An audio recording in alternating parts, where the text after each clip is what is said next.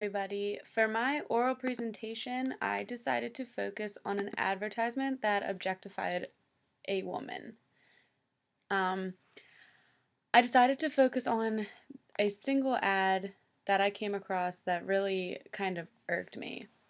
If you can see it here, it's basically a woman who is dressed in nothing but undergarments and high heels while seductively posing. There's also a quote shown on the photo that says, "Becoming a donor is probably your only chance of getting inside her." What you probably only noticed after you read that is that this is an ad to encourage people into becoming an organ donor. If you reacted the same way that I did, you feel enraged and drastically confused. The two do not correlate by any means, and the entire quote is simply degrading, not only to that woman, but to every single woman. I found that this ad I found this ad on Adland TV. The woman shown on this ad is being objectified as a sexual human being that is out of reach for any man, and by becoming an organ donor, your body parts will have the opportunity to travel inside of her. There are so many things wrong with this message. It is blatantly demeaning to men, assuming that they would even want to be inside her, but more importantly, it's mortifying to women themselves. By using this image, they are concluding that the only positive outcome of donating your organs is to be inside of a naked model. Organ donors provide much more than that. Um, they are able to save anybody's life that is in danger of a failed organ or any body part that is in desperate need of a replacement. Becoming an organ donor should be publicized for the good deed that the person will be achieving if they can no longer use their own organs.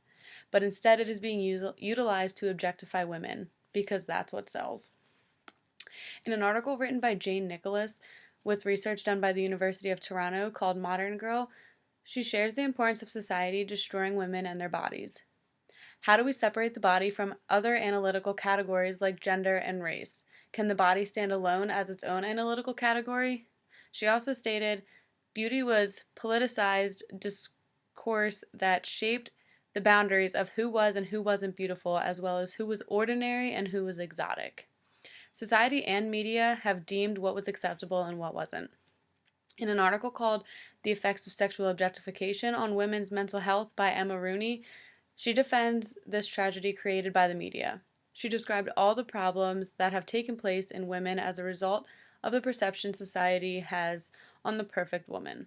To name a few, women suffer from depression, low self esteem, eating disorders, and shame. There's way too many to name. Today's society relies heavily on what the media has to say, and because of that, we are suffering a drastic dilemma. Women don't feel as successful as they should. If they don't fit the proper requirements that are believed to be normal, they fail to realize their own worth. From the article shared in this class, Image Based Culture, written by Sut Jolly, it mentions the importance of advertisements and what sells. It could be an ad for fast food restaurants, cars, beers, or jewelry, or a half naked woman trying to sell livers. It will help sell things just judging by the track record. However, this ad for organ donations was a new category for me, and that struck me.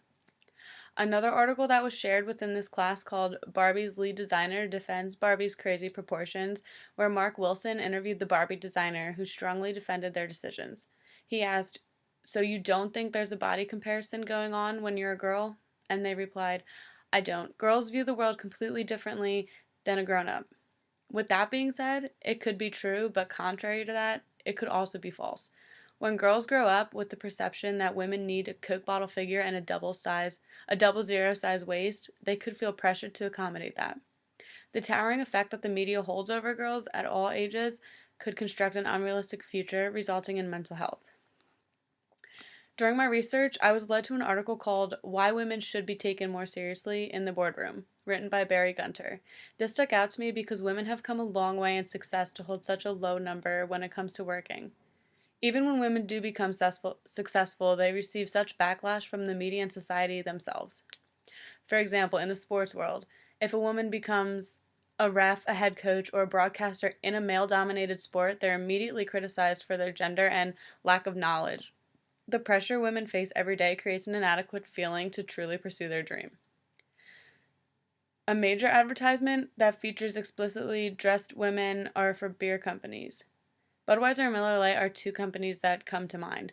An article written by Dawn Szymanski called Sexual Objectification of Women, with research done by the University of Tennessee, truly demonstrates the drastic portrayal of women. While women appeared less than men in these commercials, the women's body exposure was much greater. Why are women objectified more than men? Similar to other ads such as Victoria's Secret, Carl J's, Budweiser, and apparel, this one uses a woman to increase the amount of attention it's given.